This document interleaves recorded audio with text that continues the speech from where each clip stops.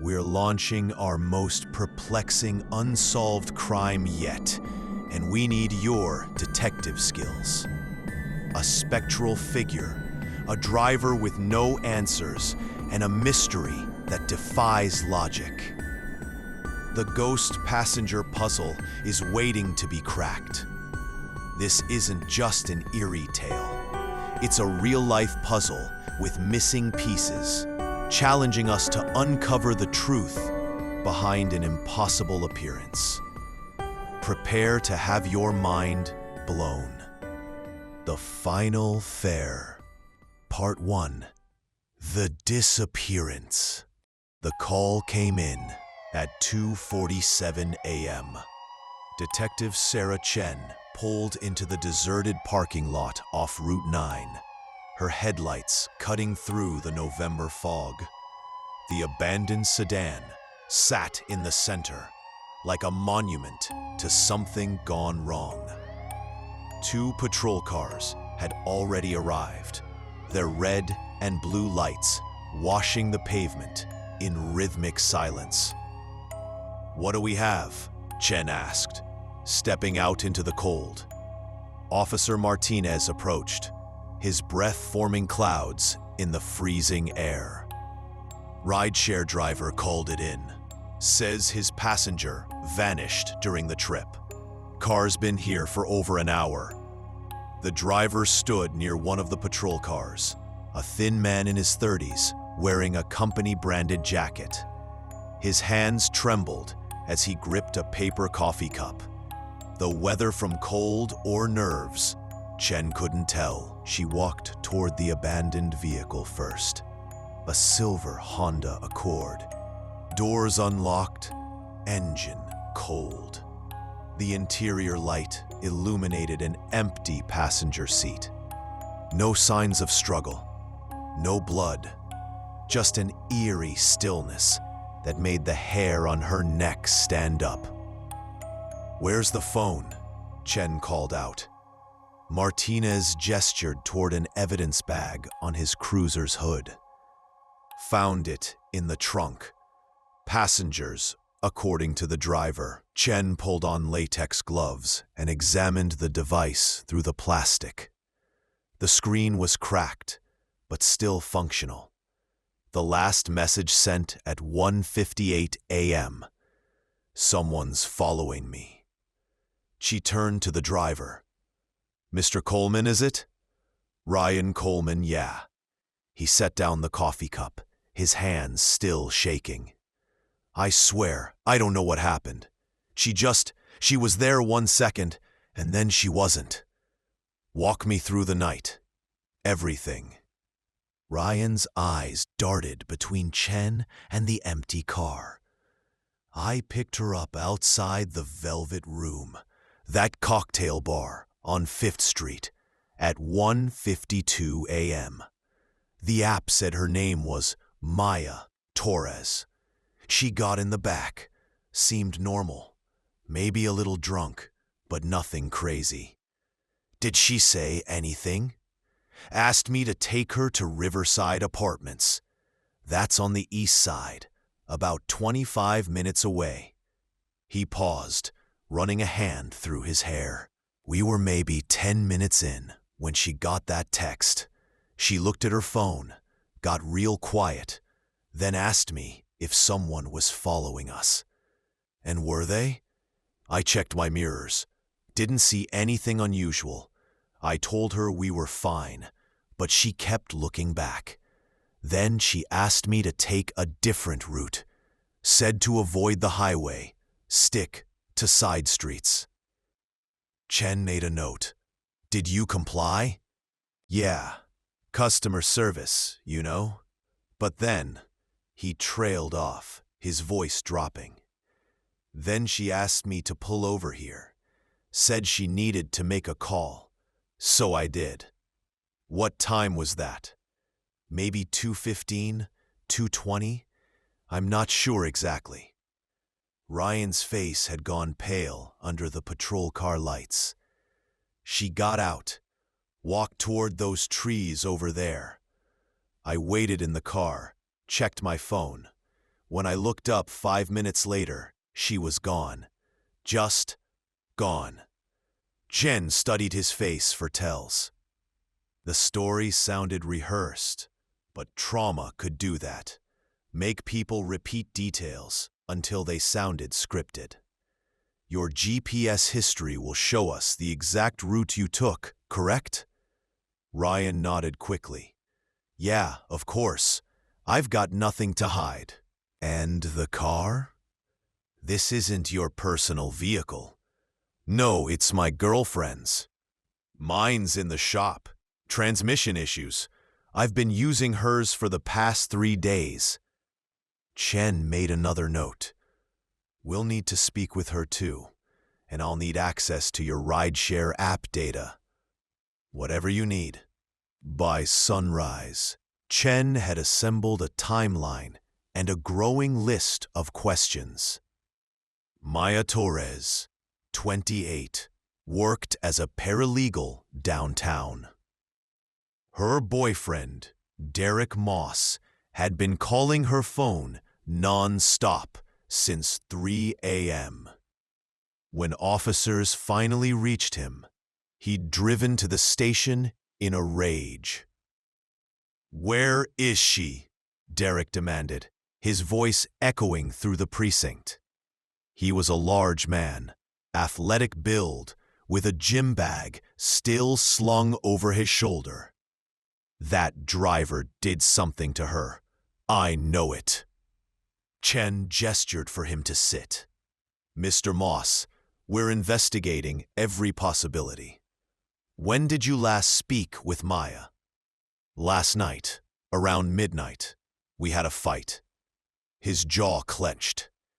She went out with friends to blow off steam. I told her to text me when she got home. What was the fight about? Derek's eyes shifted away. Stupid relationship stuff. I thought she was seeing someone else. She said I was paranoid. Were you following her last night, Mr. Moss? No. The answer came too fast. I was at the gym until 1 a.m. Then I went home. The gym closes at midnight. The 24-hour one on Lexington. He pulled out his phone, showed her a keycard scan entry at 11:47 p.m. and an exit scan at 1:03 a.m. Check it. Chen studied the timestamps. The timing was tight, maybe too tight. Maya sent a text at 1:58 saying someone was following her. Any idea who that might have been? If I knew, I'd already be out there looking for them. The third interview came that afternoon. Tommy Reeves owned a small auto repair shop 2 blocks from where Ryan Coleman lived. According to Coleman's story, Reeves had serviced his girlfriend's Honda just that morning, the same car used for the fateful ride. Yeah, I worked on it, Tommy said, wiping grease from his hands with a red rag. He was a wiry man with oil stains permanently etched into his fingernails. Routine maintenance. Oil change. Check the brakes. Nothing major. Did you notice anything unusual about the vehicle? Tommy shrugged. Not really. It was clean, well-maintained. I did find a lighter in the back seat when I was vacuuming, though. Asked Ryan about it. He said it wasn't his. Chen's attention sharpened. What kind of lighter? Silver Zippo had initials engraved on it. D.M. Derek Moss. What did Mr. Coleman say when you showed it to him? Got real weird about it. Asked me not to mention it to his girlfriend. Said he'd handle it. Tommy set down the rag. Look, I don't know what's going on, but Ryan's a regular customer. Comes in every few weeks. He's always seemed like a decent guy. When exactly did you return the car to him? Tommy checked his logbook. Dropped it off at his place around 1:30 p.m. yesterday. He needed it for his evening shift. Back at the station, Chen spread crime scene photos across her desk. The abandoned car, the cracked phone in the trunk, the GPS data from Ryan's rideshare app. Something wasn't adding up. The GPS showed Ryan had deviated from the direct route to Riverside Apartments, but not in the way he'd described.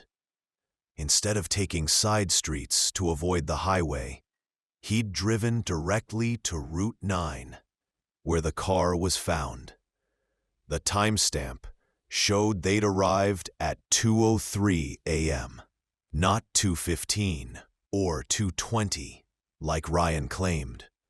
Maya's text about being followed was sent at 1:58 a.m., before they'd even left the main road. Officer Martinez knocked on the doorframe. "We got the security footage from the Velvet Room. You need to see this." Chen followed him to the monitor. The grainy footage showed Maya Torres leaving the bar at 1:51 a.m. She was alone, walking steadily, despite Ryan's claim she'd been drinking. But 30 seconds later, another figure emerged from the shadows near the entrance. Derek Moss. He watched Maya get into Ryan's car, then climbed into his own vehicle, parked across the street.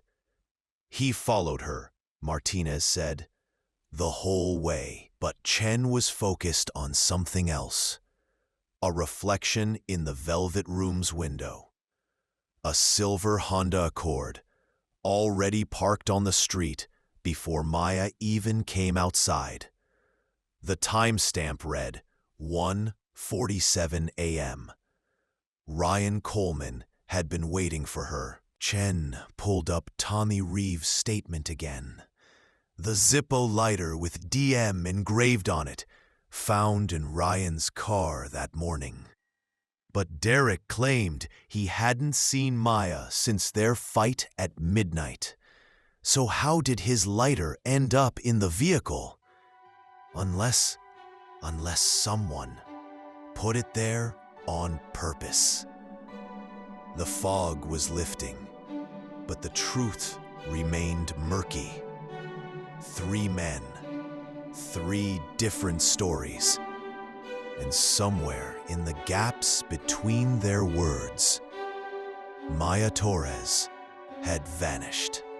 Now it's your turn, detective. Who do you think is lying? Pause the video, look at the clues again.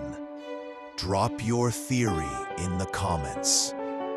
Then continue to part 2 for the solution.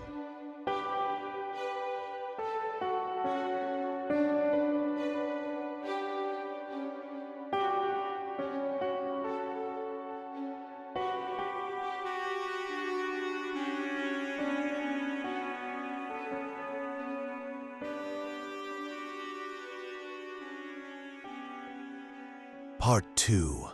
The Truth Revealed. The answer was in the mechanics. Chen returned to Tommy Reeves' shop just before closing. She found him in the back bay, organizing tools. "Mr. Reeves, you said Ryan Coleman asked you not to mention the lighter to his girlfriend. Why would that matter if it was just a passenger's lost item?" Tommy's hands stilled.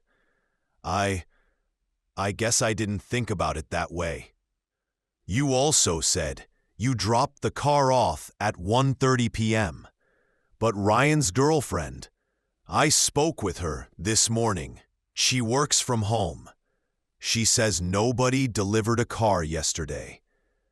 She says Ryan picked it up himself from your shop at 5 p.m. The color drained from Tommy's face. You weren't just servicing the car, Chen continued.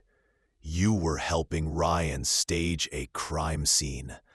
The lighter wasn't found during cleaning. You planted it. On Ryan's instructions. Tommy's shoulders sagged. He paid me $2,000. Said it was just to mess with his girlfriend's ex. I didn't know anyone would actually go missing. Ryan Coleman confessed within an hour. Maya Torres hadn't been a random rideshare passenger. She'd been his girlfriend's best friend, and she'd discovered Ryan was stealing from the rideshare company, skimming cash fares and manipulating GPS logs. She'd threatened to report him unless he stopped. Ryan's solution was to make her disappear and frame Derek Moss, whose jealous reputation made him the perfect suspect. He'd planted the lighter in advance, created the fake rideshare pickup, sent the threatening text from Maya's phone himself after drugging her drink at the Velvet Room earlier that evening. He'd been watching the bar for weeks, waiting for the right opportunity. The GPS deviation was real, but not because Maya asked for a different route. Ryan had driven straight to an abandoned industrial site, 5 miles past Route 9, where Maya was being held in a storage unit. He'd then returned, parked the car in the lot, and staged the scene.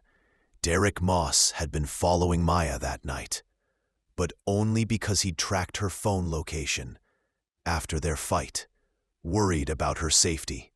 His paranoia had ironically made him look guilty, and the cracked phone in the trunk? Ryan had smashed it himself to prevent police from seeing the full message history, which would have revealed his earlier threatening texts to Maya.